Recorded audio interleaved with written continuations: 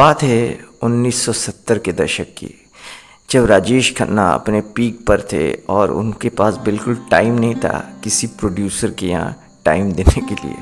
Producer लोग, director लोग उनके पीछे पड़ते थे, फिल्म साइन करा लेते थे। वैसे ही एक फिल्म आई थी 1971 अंदाज, जिसमें 1972 इनफैक्ट राजेश खन्ना का एक बड़ा कुछ रोल नहीं था, एक कैमियो रोल था, लेकिन बहुत ही एक अहम भूमिका थी उनकी हेमा मालिनी जी के साथ। लेकिन मेन हीरो फिल्म के थे शम्मी कपूर साहब। शम्मी कपूर साहब और राजेश खन्ना की दोस्ती बड़ी गहरी थी।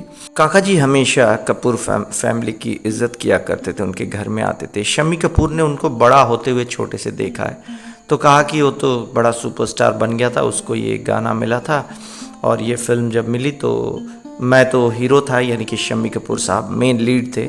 लेकिन बावजूद इसके राजेश खन्ना को ज़्यादा फेम मिला था उस गाने की वजह से। अपनी सीनियर आर्टिस्ट हेमा जी के ऊपर वो गाना फिल्माया गया था राजेश खन्ना के साथ। गाने का नाम है जिंदगी एक सफ़र है सुहाना, और दादा ने क्या गाया, किशोर दा ने। Shankar Jaikishan music director.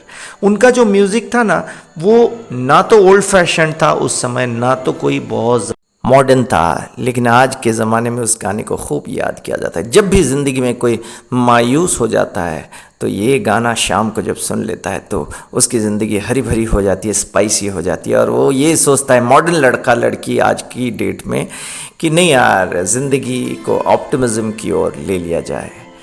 और ये गाना बहुत ही हिट होता है और इसकी वजह से राजेश खन्ना साहब को एक बहुत बड़ा रिवॉर्ड मिलता है।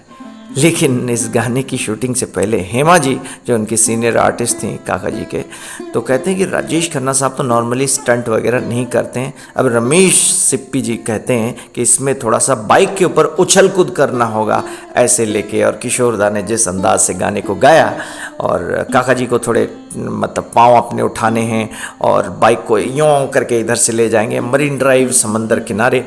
तो मैं जब बैठूंगी उनके साथ तो कहीं ऐसा तो नहीं है, काका जी तो स्टंट ज़्यादा नहीं करते हैं, तो मुझको कहीं गिरा ना दें। यूँ सोच सोच के यूँ ही मन मन में थोड़ी सी डर रही थी हेमा मालिनी जी। लेकिन जैसे ही काका जी को इंस्ट्रक्शन मिलता है और वो बाइक पे बैठते हैं, एक तो बहुत ही कम समय के लिए वो आते हैं क्योंकि इतना बिजी एक्टर 1971 में, तो बैठते हैं बाइक में और तुरंत जो है जैसे ही बाइक पे बैठ के सीन शूट करना शुरू करते हैं तो काका जी के अंदर एक अलग टाइप की एनर्जी आ जाती है जो एक्टर के अंदर आ जाती है। लेकिन स्पॉन्टेनियस काका जी राजेश खन्ना के अंदर एनर्जी आती है और सारे स्टंट वो करते हैं, इतना उछल कूद इतना नहीं करते हैं, लेकिन फिर भी जो एक्सपेक्टेड था उससे ज़्यादा किया उन्होंने। और हेमा मालिनी दंग रह गई और शॉक्ड हो गई, कही कि अरे काका जी ने तो यार कमाल कर लिया। और इस गाने की वजह से राजेश खन्ना ने एक नए रोमांटिक दौर का निर्माण किया और शम्मी कपूर जो कि मेन एक्टर थे उस फिल्म के, उनके रोमांटिज्म वाले दौर का एक तरह से अंत हो जाता है और राजेश खन्ना और हेमा मालिनी की जोड़ी हो जाती है सुपरहिट।